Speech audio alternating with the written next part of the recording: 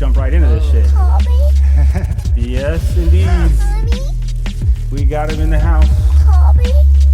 It's Tommy, the activist, frontline activist, sanctuary volunteer, like Sid right there. Yes. Bodybuilder. Oh, that's hot. And so much more. Tommy, welcome to the pod, brother. Yeah, thanks for having me. What is it like being on a podcast for the first time? I actually did, I think I did 2 before. I did one on my buddy's YouTube channel, and then I did another one. This was like years ago, but it was all right. Yeah, it was. They were both like about 45 minutes. Nice. Yeah. Not hot. Nice. I didn't know that. Not hot. I don't feel so special anymore. No worries. Well, this is my first one in California, so. Ooh. Okay, Yeah. that's good. That's a start. Oh, that's hot. That is hot. Okay, so Tommy, let's dive right into it. Can we do that? Can we just fucking go straight into the deep end with you, bro? Yeah, sure. Tell me, and don't get too deep, just the basics of like why you went vegan. So why did you go vegan? It was a weird transition process. So it was, I was like a competitive bodybuilder for a few years, and I always worked with like rescue pit bulls. My dad was a huge like foster person, so we always had like 3 pit bulls on hand. So, and our pit bulls were like blonde pit bulls, so they kind of looked like little pigs when they were babies. And I think I was like, just honestly, it just happened super randomly. It was I was on YouTube just like looking at different like fitness YouTube content, and I came across I don't know if you remember him, John Venus. No. He was like an old fitness YouTuber. He's not vegan anymore. But at the time, he was like one of the top vegan bodybuilders. And I remember seeing his channel. I was like, oh, this guy's in great shape. And then I saw one of his videos, and he was kind of like talking about veganism. Mm-hmm.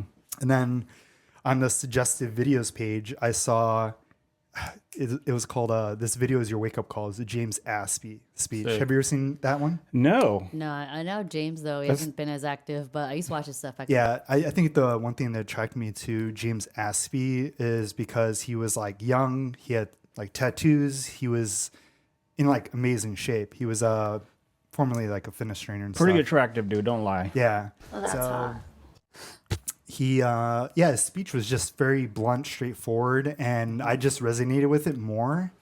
I didn't even know about Gary Yourofsky until I think I started researching his material, and then I came across Gary Yourofsky's video. Yeah. And the cool thing was, like in James Aspie's speech, it was set in like an auditorium. It looked like kind of like a comedy stand-up kind of thing, and it was really well produced and everything. And just the way he spoke was it was a lot easier to take in as a young person. Yeah, yeah. And I was kind of the same way too. When I was in bodybuilding, I was very reckless with everything. I was like really, I used to abuse anabolic steroids for like 5 years straight. And I was one of those kind of people, like nobody could ever tell me like to back off. They were like, oh, slow down, blah, blah, blah. I was always kind of like on my own path. I was just like, dude, I know what I'm doing. I'm just going to do what I want to do. Damn.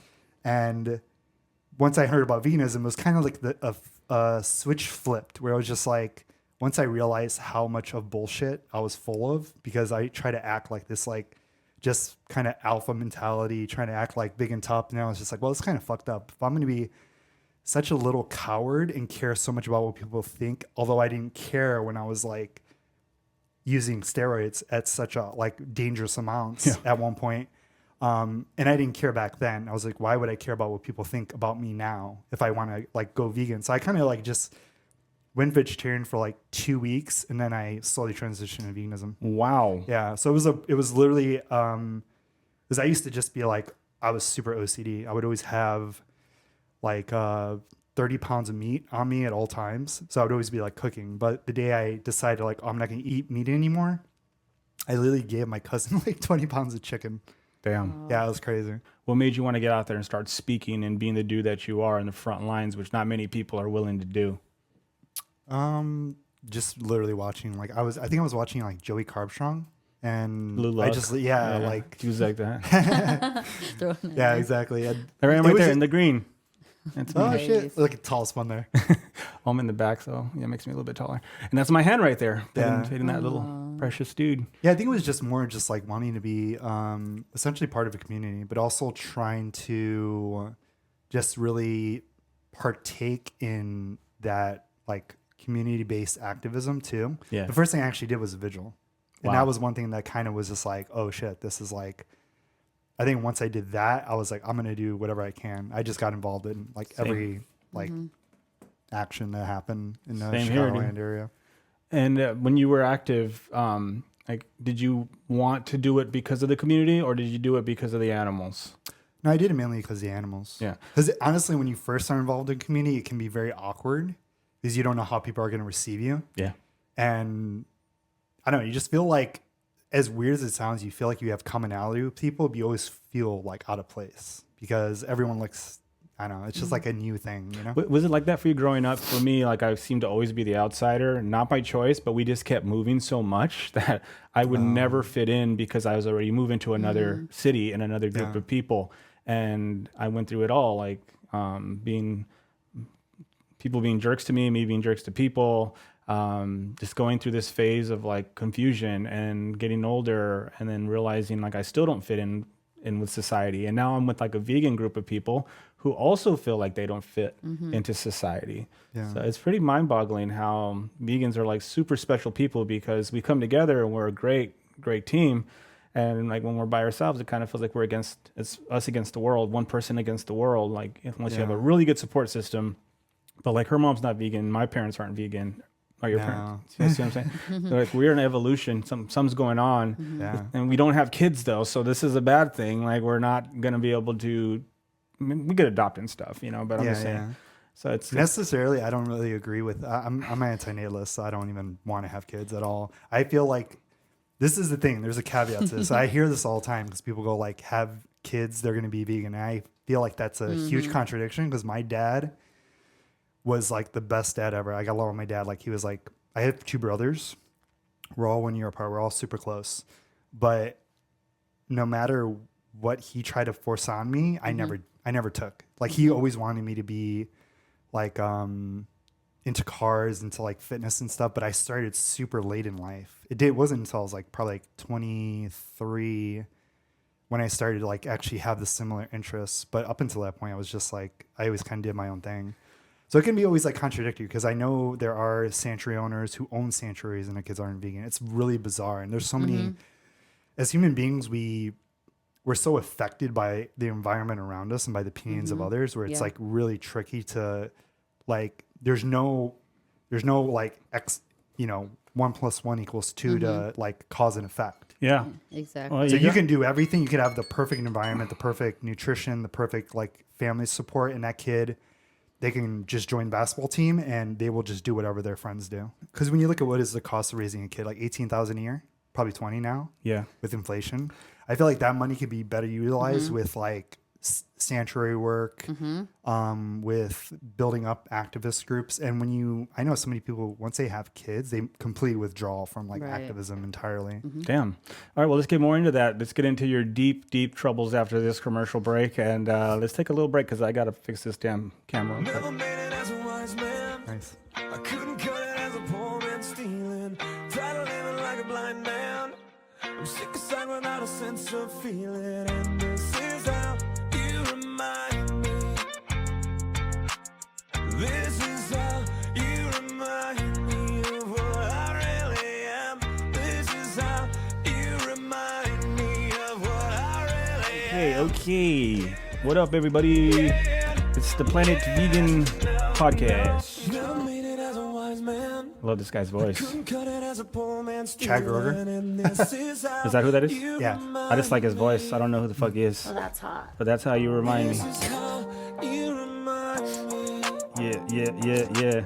This is how you remind me of what I really am. This is All right, so we were talking with...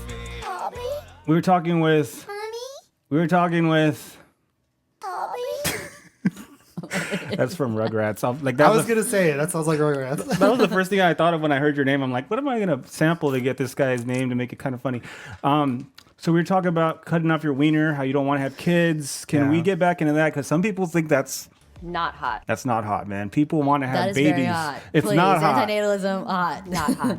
Well, I don't know. I look at it like this way. What I always say, if I can't have complete control of something, I'm not rolling the dice. So look at it this way. Love that. When I went vegan, I said, okay, I'm minus one person causing harm and suffering in animals. If I have a child, that requires money, so many resources. There's absolutely zero way you can be low waste with a child. It's like impossible. Diapers and shit. Yeah, exactly. And then, fuck, where was I going with this? But Basically, just kids suck. Just say it. and you know, a kid, they can easily they're gonna go to birthday parties. They're gonna, like, when they're young, they're so influenced by their like friends, their environment, and I feel like if my kid wasn't vegan, I'd just be like, oh fuck, like all my efforts up to this point have completely, now it's like I was a -1, now my kid's a +1, so that kind of voids me out. If they turn into a fucking brat too. Yeah, you never know. And it's like, it's one of those things where I know a lot of people are willing to roll the dice, and I'm just like, no, I don't want to. Interesting move, Zoe. Your thoughts? Because I always had the mentality, like I was telling Zoe on the last podcast, like it's gonna sound crazy, but I sounded a lot like Charlie Kirk when I was in my 30s because late 20s. Yeah, I was 100% like Charlie Kirk in my fucking 20s. yeah. This kind of arrogance where I thought I knew everything and that then God was going to do everything that the Bible said. But like the reality of what I came across was that, raising kids is not just a chore. It's a lifetime commitment. Not just 18 years. They need to go to college. They need a car. They need money, savings. This is a fucking burden. And especially during this time and period of life where everything is like the economy seems to be going to hell and how much money we're in debt. So, I mean, great move on that. I hope it didn't affect your sex life because I've heard things. There's only $250 down the drain. That was it. And 7 days of like no action. That's it. Yeah. Very good. Very good. And you wanted to jump in on why kids suck too? Well, I mean, so antinatalism is so consistent with vegan values, 100%. I'm antinatalist for the animals, totally. And everything else you were saying too, like overpopulation, environment, resources. I mean, if you're against breeding of animals, if you're adopt, don't shop, no dog breeders, whatever, but you're over here having kids, you basically are breeding and not adopting. So we need to be consistent in our values here. Damn. There's so many, millions of foster kids right now that need adopting. And so why put in another life here on earth that requires resources when we could give those resources to those that are already here, exist, and in need, including animals and kids? So like all that money, all that time, sanctuaries, activism, whatever. So right. So true. And exactly. And it's an illusion to think that you can force your kid to be or do anything. For example, our parents, right? None of them are vegan. And we, became vegan on our own. Like we all evolve and choose different things. Like conservative parents, their kids become like Democrats. Democratic parents, their kids become conservatives. Like we all just grow up and we do our own thinking and choosing in life. So it's a very weird mentality that I'm going to control my kids and whatnot. And first of all, okay, let's say even best case scenario, your kid becomes vegan and an activist, which is another thing, and an activist. What about their kid? What about their kid? What about their kid? Next Their kid? generations. All that blood's on your hands. For me, if any of them are not vegan, down the line, hundreds and hundreds of generations, because that was an unnecessary action, was to procreate. We don't need to do that. And let's be real, vegans kill animals because we live in a non-vegan world. Think about how many bugs that we, killed or whatever on our way over here driving. So it's just better overall for everyone, animals, Well people. said. That was great. I think that was dope. You reminded me of Gary right now when Gary was like, I'm responsible for so many more vegans by influencing Joey Carbstrong, Ed Winters, so many big names, vegan gains. He was like, I'm the reason why they are the reason why people are vegan now. Yeah. And what you were just saying, it was almost like we're flipping the Christian mentality because Christians are always like, don't kill babies, right? Are you adopting babies? No, you're encouraging people to have sex and have more kids so that they can keep the church thing going. But if you're really like, your mentality is, take care of other people that need help now. Exactly. Don't be like, I need to have my own child. They need to have my eyes and my nose. Right, for you to care about them. Yeah. Because they're my blood. Like, what does that shit even mean? Right, nothing. I mean, I think we're all the same blood in some weird way, right? Yeah, right. There's no difference. Tommy, your thoughts? Yeah, I definitely agree with Zoe and what she said. And I've actually done anti-natalism outreach, and I've spoken to so many people. And even growing up, my dad, I had two brothers. I have a very large Latino family. I got used to just growing up in like large, with tons of cousins and stuff. So, you know, it kind of just sparked on me. I was just like, yeah, that's crazy. Because one, you're going to have this kid. And then now it's like you have someone, a little person to take care of with your partner. But if you two split up, because obviously divorce rates are very high nowadays, most marriages last maybe 7 years if you're lucky. So if that ends up breaking up, and then you got to worry, like, is this kid going to be vegan? And is she going to stay vegan? Yeah. Or is my partner going to stay vegan? Because I've seen it a million times where people get divorced and then one of the divorcees ends up stopping vegan for some reason. They like lose the motivation essentially. And then it ends up kind of going on to the kid because now they're like sharing custody. Yeah. Whenever the kid's over, like dad's house or whatever, then the dad's like, oh, I'm no longer vegan, so I'm not going to force that on my kid. Right. And it just becomes a conflict of interest. Joaquin Phoenix. Have you heard of Stop Having Kids? It's Yeah, an organization. I met the guy who started it, and I did activism with him. They're fucking awesome. Yeah. They're vegans, and they would go up to the Cube of Truth and set up their little stand there and have a big poster board of a transgender person. And like, what if this was your son? They tell people, and people walk by and they're like, "You're disgusting. What do you mean stop having kids? You're not going to tell." Like this whole mentality about it's all about me. It's all about me. Yeah. It's this selfish mind state that I don't know where it comes from. I'm going to just point at religion because I like to and say fuck you, but I don't know really where it stems from. But I know I was like Charlie Kirk. I was very much indoctrinated to think a certain way. Like I told you on the last pod, hate on gays, hate on transgenders. Where does this come from? Obviously, the music was influencing me as well.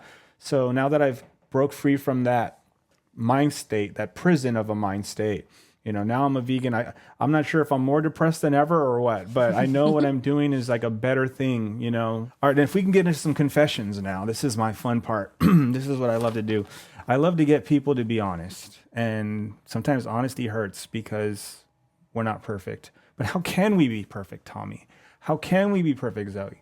By talking about it. And I'm going to go first because I got guts. But if you're like going to church, you know, they have this whole thing that they do and they make you go sit down and confess. You guys have heard of that shit, right? You guys know what that is? Tommy, are you with me? What's up? Yeah. So what's up? What are you talking about? Like you go into church and you go into this like The confessional. Confession. thank you.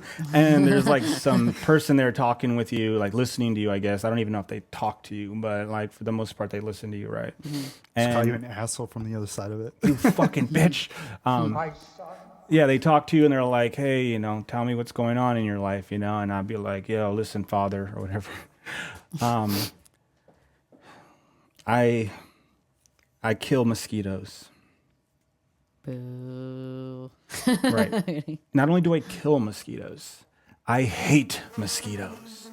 I hate opening this door and walking 10 steps and having something fucking swarm trying to grab my blood. I hate it. It pisses me the fuck off. Matter of fact, I got a fucking bite right here. I keep scratching me and I don't know what the fuck is it. I don't know if this mosquito went and sucked someone else's blood and now transferring their fucking blood to me. I don't know what the fuck is going on. So Father, my son, I hate mosquitoes and I want to change. What should I do? And you guys could be my advisors. What would you recommend that I do to be a better vegan and not be so hateful towards mosquitoes? Because I will kill them. They try to bite me, I will kill them. And I don't want to kill. But if I'm being attacked, I'm going to kill. So this is a confession that I need to change as a vegan because vegans should not be killing. And I think I already figured out a solution. Repellent, like this cream. There you go. Prevention, man. That's what it's at. That's it then. That's the solution. Yeah. Case dismissed. There's a lot of different things. Maybe, I don't know if all of them are effective all the time, but I mean, like different kind of like also natural scents, like different kind of like essential oils, like candles, whatever. No deodorant. That'll keep everybody away. But yeah, I guess, just the prevention stuff, whatever it is that you can do to keep them away in the first place. All right. Well, that was my confession. Zoe, it's your turn now. You're Right. going into the booth to talk to the father or mother. Is there any mothers in there at all? Or is it just fathers? It's just priests. dudes. It's just dudes. Okay. Yeah. Now, as a vegan, you know you're not perfect. Like you said, you Right. drove over here, you probably killed a few bugs. You ain't gonna jog over here. You're not gonna ride a bike over here. Well, maybe you will. I could. You could. Yeah. I could, Okay, I could. case dismissed. Okay, next time I'm running. No, but you're not getting off so easy. What do you do as a vegan Right. that is not vegan? That's not vegan. Mm-hmm. I want to hear this. Well, I could 100%. I know. It's hard for me with the plastics, single-use plastics, and like trying to be more of like a minimalist. Yep. Like bringing my own utensils, Yep. like always, like straws or whatever it is. You know, even some people I know, they like instead of using like just like napkins or whatever, they bring like a small hand towel with them and like wash it and then bring it all back out like every day. That's you know next what level. I mean? Yeah. Yeah. I love that. So that, yeah, something I got. It just takes like planning, you know. You just have to make sure you always grab it with you. You always have it. I'm in the same boat. I keep doing this, and I have a jug right here, and it just sits here when I can easily go get alkaline water. I'm wasting money. I'm wasting plastic. Who knows if this plastic is going into the water and I'm drinking it? Yes, So there's so for many sure. reasons Right. why we should not be doing the plastic thing. And thank you for being honest about it, because you're a wasteful person and you need to change. Yeah, but checking me out with my Stanley Cup though. So what's up about that? Yeah. Dude, if you worked at Disneyland for 10 minutes, you'd be like, holy shit, this is a So bad. it is so bad. One use of a fork, like people wait in line, they get a plastic fork, they use it for one meal, they throw it away. Spoons, they use it for ice cream, they throw it away. Right. Everything is used once and thrown away. So much waste. And at the end of the day, all the restaurants, if they don't sell the foods, they throw it in trash. It's just so wasteful. I Yeah. can't believe it. And working there for so long, I was the problem too for working there. Like that's a monster of a beast, that place called Disneyland that runs our media. So, I mean, dude, we have to change to be the leaders of the future. And to do that, it's simple things like that, like ending the plastic and all that shit, right? Right. And like we think that, oh, recycle's going to handle it. Like Yeah. recycle it. We're like, oh, good. Okay. Talk about it. perfect. But, you know, it's not, the doesn't case. work like, yeah, how we think that it is. Like, oh, recycle basically means that it didn't happen. But that's not true. Yeah. Yeah, where does it go? Like even trash, where does trash go? We just bury the shit. We try to burn the shit. We sell the shit. And- we sell trash to other countries to hold the trash for us so we can look clean. Yeah, like in India, man, we give them the trash and then it just sits in water and like it just piles up. Animal rights activists too, like we got to think about that, you know what I mean? All that trash, like it's so sad, see it in the ocean, and then like getting around turtles' necks, like all this plastic. Oh my god! Is it possible to be 100% vegan? Like think about it. I don't even know. I mean, You kill one bug. Right. Are you vegan? You know, you make a mistake. Are you vegan? Like the clothes you wear, you might not know something in that clothing is animal. Your tires may have animal. Right. Because like I know that like an old definition people used to use for veganism is like being vegan to the extent that's as possible and practical. But I know now people say that veganism being the ethical principle that we should live without exploiting other animals. And I mean, I like that because using the word, very intentionally choosing that word exploitation means like there's some type of intent and target when you are exploiting another being, human or animal. But still, yeah, exactly with the bug thing. It's like I didn't have to drive. Like maybe I could have. I would have to float over here, honestly, because I feel like I step in. And you there's still animal. might swallow a few bugs in the air. That's what I'm saying. You know, so it never ends. And I see the hypocrisy in this, and you know, it's hard for me to like just like constantly be like be vegan to people, and it's like wait. I'm a fucking hypocrite too. You know, we're all hypocrites. yeah, but I feel like so I see this all the time where we're always, and this is probably something that goes on more in the human rights with the people who do more human rights. There's always a huge back and forth judgment of every little thing. And I feel like from an outsider looking in, they're going to immediately just be turned off by the whole thing. They're like, man, you guys are fucking like, you guys don't eat animals. You guys don't wear animals. You guys, now you're fucking bitching about something else. Like, shut the fuck up. Dude, like, honestly, some of that shit, some of the things I hear people say, I'm just like, who gives a fuck? Like, dude, just do, as long as you're not eating Yeah, the whole mosquito thing. I don't know. I really don't keep track, so fuck it. I go hiking all the time, and I have to drive to work. So The hell is wrong with you, man? but I feel like as long as you're not intentionally doing it. I feel like that's the most important. There's gonna be so many things that we're not aware of, Right.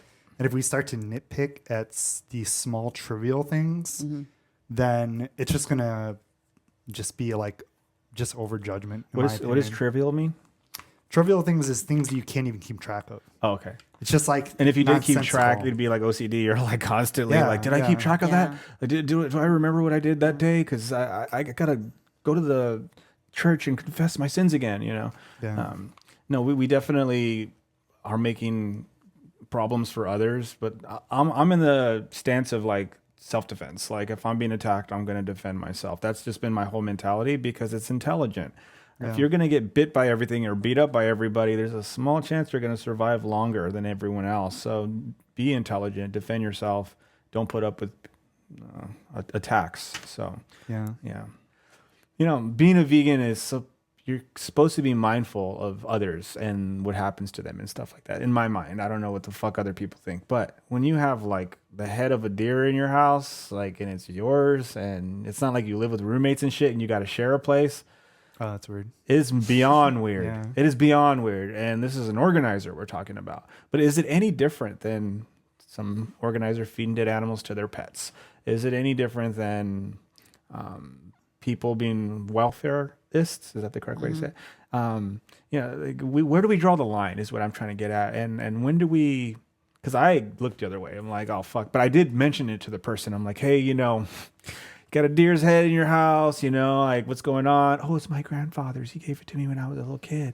I get that, but what about the victim that their head's on your wall? Like, let's, we're vegans. Like, let's put ourselves in that position. I know you loved your grandfather, and he gave you this as a gift, but this is not cool. Like, and I didn't say it like that. My tone was like super like mellowed. I was like, I get it. Like it's family, but it's not really cool to have. You should probably like just get rid of it, Yeah. And, Someone's head just on your wall. yeah, just chilling there. and Yeah, I don't know if I would want to see that every day. That's kind of fucked. yeah, dude. And this activist also feeds dead animals to her cats, and I'm like, I can't do that. Like, you want me to babysit your cats? I'm not feeding them dead animals. Like, I'll feed them vegan cat food, but I will not feed them dead animals. It's not me. Yeah. So again, this is like going into like what you're saying about looking the other way towards things, and many people do it. Like, will you do it? Will you do it? And I've done it. And this is Lou we're talking about, a guy who screams at people for standing in line with their kid at a zoo, So it's important to talk about this because, again, we got to evolve and let that person know. And I'm not friends with that person anymore because of that. And, she probably doesn't know why I'm not friends with her anymore. But come on, I mean, you're a vegan with this type of shit. So I have to draw my own lines and eventually say, peace out, And that doesn't mean I won't be there as an activist at a protest if she's there or whatever. Like, I'm not that type of dude. I'm going to be at every event I could be for the animals. It doesn't matter who the fuck's there. It's the animals and I'm fighting for them and their freedom. So, yeah, that was just a shocker, man. And other things, So, as an activist, I think we should be forward with people. And they might take it the wrong way, but is it ethical, like, to be behaving this way and not saying anything? So my thing is, this is kind of where I've noticed. So even being involved in sanctuaries, I always see people who will like look at a sanctuary and go like, that could be better, that could be better, and I'm like, but this is not your property, this is not your money. There's so many things that go into like running sanctuaries. There's so many things and I always feel like pick your battles. I'd rather argue with someone who's not a contributing member of our vegan community. And, that's just me though. Yeah. I just feel like we're always butting heads with people who fucking hate us. We're always butting heads with people who disagree with us entirely. I just don't have the energy and I just do not have the care to butt heads with someone who's already a vegan activist for like a singular thing they may do. Yeah. I'm just like, you know what, if that's you, then you obviously have the mind to like fix this. But if you don't, then that's on you. Like, Yeah. I guess you can live with it, but I don't have pets. So. Yeah, I don't necessarily want to bump heads with people, but I definitely don't want them to like just continue that behavior. So I like to educate them, just like to say, stop doing that or try not to do that anymore because you got to stop doing that. It's not vegan. But yeah, this has been awesome, man. An hour and a half deep, man. If you can leave some last words with people that are listening, like how to be vegan, what to do with their lives, what would you want to tell them to inspire them to be a vegan in this world? What would you tell them, man? Like how to do it? How would you want to say your last words in this world? How are we gonna do that, Tommy? Yeah, Tommy, I'm talking to you. I feel like people definitely need to be face to face with like the victims, either do vigils or go to sanctuaries. I feel like it's so hard to grasp like the connection you can have with the animal unless like you're in front of them. I feel like until people do that, that's probably going to really get them to want to be more involved. You know, that was an eye opener for me when I was standing in front of that gigantic truck and seeing all the activists like myself who loved animals, but actually physically there. You smell it, you see it. It's just, oh my God, how is this happening? And then it goes right in. Nobody's going to stop them. They're going to go in and get murdered simply because people want a fucking hot dog and a disease to come with it. So don't just talk about it. Go there. I encourage vegans right now to tell your parents, your loved ones, your kids, whoever the fuck's around you, hey, my birthday's coming up. Come to a slaughterhouse with me. It's my birthday. It's what I want. You have to come because it's my birthday present. And it's all I want is for you to come with me to a chicken slaughterhouse, to a pig slaughterhouse, and see in their eyes what I've been talking about for so long. And it's kind of like they have to do it because they're your family. If they really love you, they're going to do what you want for your birthday. Most people are like, let's go have dinner. No. We're going to go to a slaughterhouse today. 100%. Yeah. Get them to like go with you instead of just telling them to go on their own. They're not going to do that shit. Nope. Like, just take them with you. I totally agree. I would say the exact same thing, thinking about, okay, with veganism, how do I go vegan? I went vegan because of basically like vigils and stuff and seeing the animals there. That's 100% is like seeing the victims, because you see like this whole world coddles non-vegans and like any little excuse that they have for continuing their exploitation. Everyone just, I'll pat them back. It's okay. Even other vegans, you'll see them out there in the world. Oh, it's okay that you're not vegan. You know what I mean? And so it's up to us to hold them accountable for their nonsense and like show them the victims. So I totally agree. Yeah, I met this chick at Slaughter John's, Farmer John's. Beautiful chick. Like she was with her friends. I guess she's from like other side of the world. And she just broke down, cried so much. And this story has a twist, a terrible twist, because this was like 5 years ago. And I was following her on Instagram, and she posted herself on a horse. You saw that post I did. She was on a horse, or was it you or somebody else? And I called her out. I'm like, how the fuck? When I met you, you were literally crying your eyes out about how these animals are being exploited for their body parts. And here you are exploiting this horse, riding its back because your selfish needs, you know, these horses don't need you on their backs, you know. And she goes, it's funny when people say that and they've never been around horses. And I'm like, do I need to be around horses to understand that they're not made for you to ride them? And then it's like, okay, she's small, she's not that heavy. That's not the fucking point, because when we look at it for what it is and we go to the rodeo protest and we see these large men on these horses, when you allow one thing to happen, it's going to happen everywhere in different ways. This is why the whole concept of veganism is to end exploitation. So, and we're all animals, so it's all connected. When we stop exploiting animals, we're going to stop exploiting humans, because we're going to recognize this new programming of treat others the way you want to be treated. And we're not going to continue on with this nonsense of they're just animals. They're just mine, or I own them. This is a slave master mentality that I don't like. Dude, it's been an honor to have you, bro. You're fucking wonderful, man. This is what I love doing. You're always welcome back. This is an ongoing thing. This is just a warm up. I'm going to be doing tons of these. And if you got more to vent, if you got things on your mind, if you got a new song, I know you sing. I know. That was a weird joke. Because I'm not going to just do podcasts. I'm going to do poetry. I'm going to do like music. I'm going to do fucking yoga, workouts in here. I'm going to do a bunch of shit. So it's good to have neighbors around, man. Vegan neighbors, because it's so hard to find. Like she was saying, I can't find any neighbors that are vegan. So here we are, man. All three of us. We live nearby. Let's stay connected and let's bring more vegans in and like just get all the information that we can out to the world, because time is running. we're running out of time. But thank you guys. Yeah, thank You guys again. And let's see if I have a cool vegan song to play here. No, I don't. I just have this guy. Shut up! All right. I'm done. Shut up! I'm done. You better keep your goddamn mouth shut! Will do. Oh, I heard that shit. Say it again.